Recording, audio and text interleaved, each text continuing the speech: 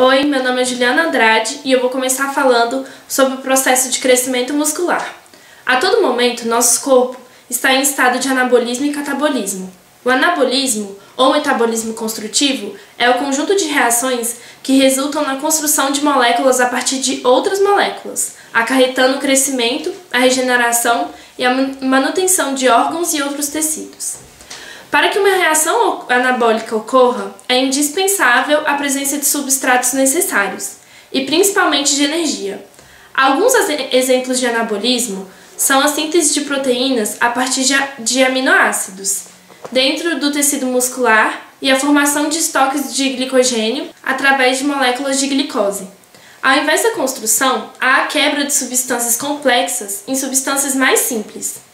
Um exemplo de catabolismo ou metabolismo destrutivo é o processo digestivo, em que os nutrientes presentes nos alimentos são quebrados em moléculas mais simples, que posteriormente serão utilizadas para o metabolismo construtivo. Associando o catabolismo ao treino físico, se você malhar sem energia suficiente, ou seja, sem se alimentar de forma correta, o organismo tentará suprir essas necessidades destruindo suas próprias reservas. Nesse caso, aminoácidos e glicose serão usados como fonte de energia.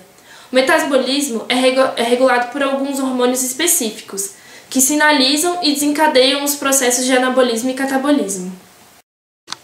Os principais hormônios anabólicos são o hormônio do crescimento, o GH, a testosterona, a insulina e o IGF-1. Dentre os principais hormônios catabólicos, destaca-se o cortisol. Agora, vou falar um pouco mais sobre a atuação desses hormônios, e vou começar pelo hormônio do crescimento, o GH. O hormônio do crescimento é uma substância produzida por uma glândula no cérebro chamada hipófise. Os níveis de GH no corpo são intimamente regulados por vários mensageiros químicos, incluindo macronutrientes, neurotransmissores e outros hormônios. O sinal para o aumento do GH no organismo começa no hipotálamo. No hipotálamo, dois hormônios peptídeos agem em conjunto no aumento ou decréscimo do GH da glândula pituitária. Estes hormônios são somatostatina e hormônio liberador do GH, chamado GHRH. A somatostatina age na pituitária, diminuindo a liberação do GH. O GHRH age na pituitária, aumentando a liberação do GH. Juntos, esses dois hormônios regulam de forma pulsátil o nível de GH circulante. Vários fatores podem afetar este balanço tão delicado. Primeiramente, o GH está sujeito a um feedback negativo em resposta à sua própria liberação. O GH, tal como o IGF-1, volta ao hipotálamo e pituitária para aumentar a liberação de somatostatina, diminuindo assim a liberação de GH. O GH também pode agir de forma autócrina e parácrina, isto é, afetando células fontes ou vizinha sem ter que entrar na circulação dentro do hipotálamo e da pituitária. Nutrição e fatores metabólicos também modulam os níveis de GH. Uma queda na glicose sanguínea, como durante a prática de exercícios físicos ou durante o sono, causa um aumento na secreção de GH. Refeições ricas em proteína aumentam repentinamente a secreção de GH. Alguns aminoácidos, tal como a L-arginina, parecem aumentar os níveis de GH, diminuindo a liberação de somatostatina no hipotálamo. Restrição calórica reduz drasticamente os níveis serológicos de IGF-1. No entanto, aumenta a liberação de GH. Este mecanismo ajuda efetivamente o indivíduo a se adaptar metabolicamente sem que ocorram ações anabólicas que poderiam levá-lo à morte, através de inanição. É importante entender que o GH pode ser tanto anabólico quanto catabólico. Quando a ingestão de nutrientes é alta, ocorre um aumento na secreção de GH, que também leva ao aumento dos níveis de IGF-1 e insulina. O papel principal do GH, sob essas condições, é aumentar o anabolismo através de fatores de crescimento locais, como o IGF-1 e insulina. No crescimento muscular, o IGF-1 estimula tanto a proliferação, ou seja, o aumento no número de células, quanto a diferenciação, ou seja, a conversão para núcleos específicos de músculo. Ao contrário, quando a ingestão de nutrientes é baixa, o GH novamente aumenta. No entanto, dessa vez não ocorre o aumento de IGF-1, nem de insulina. Sob essas condições, o GH está aumentando a utilização de gordura como fonte de energia, evitando a quebra de glicogênio, no entanto, sem afetar o crescimento muscular. Esse comportamento do eixo GH e GF1 é um dos fatores que torna tão difícil o aumento de massa muscular quando se está em uma dieta com muita restrição calórica.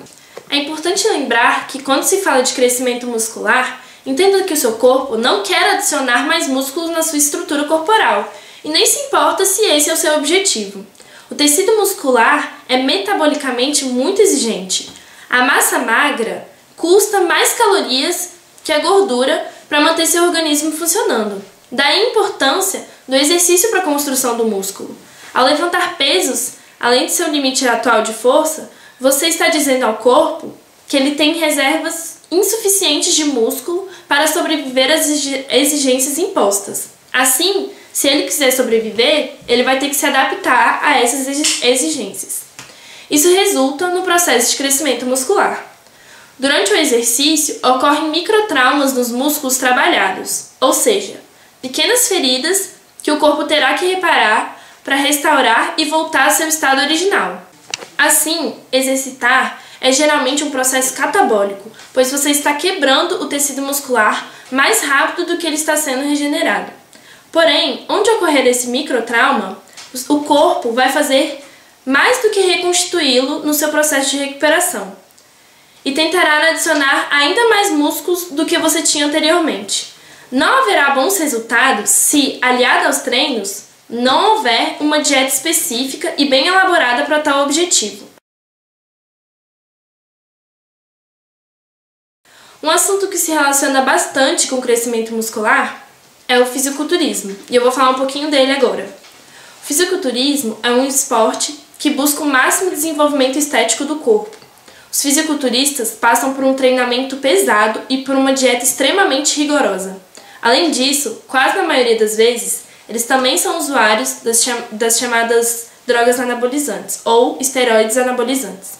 Os anabolizantes são drogas sintetizadas em laboratório que incluem o hormônio masculino, a testosterona, e uma série de drogas análogas a ele. Os androgênicos, que são hormônios, além da função do crescimento e desenvolvimento dos órgãos reprodutores masculinos, apresentam efeitos anabólicos, como o aumento da massa muscular e o crescimento corporal. Os hormônios esteroides são derivados do colesterol e possuem 4 anéis de carbono em sua estrutura. Os anabolizantes têm a capacidade de retardar a fadiga durante o treinamento, aumentar a retenção de glicogênio, favorecer o metabolismo de aminoácidos, inibir a atuação do cortisol, que é um hormônio catabólico, aumentar a força de contratibilidade muscular e diminuir o tempo de recuperação entre cada treino. Com isso, o objetivo geralmente é atingido: ganho de força muscular e aumento de massa muscular magra. Entretanto, é importante ressaltar que o uso de tais drogas acarreta vários efeitos colaterais nocivos à saúde, como o aparecimento excessivo de acne, calvície, aumento do risco de desenvolvimento de doenças cardiovasculares, de hipertensão, de trombose, de infarto do miocárdio e de morte súbita. O perfil do colesterol também passa a apresentar alterações, havendo diminuição do HDL, que é a lipoproteína de alta densidade, e aumento do LDL, que é a lipoproteína de baixa densidade.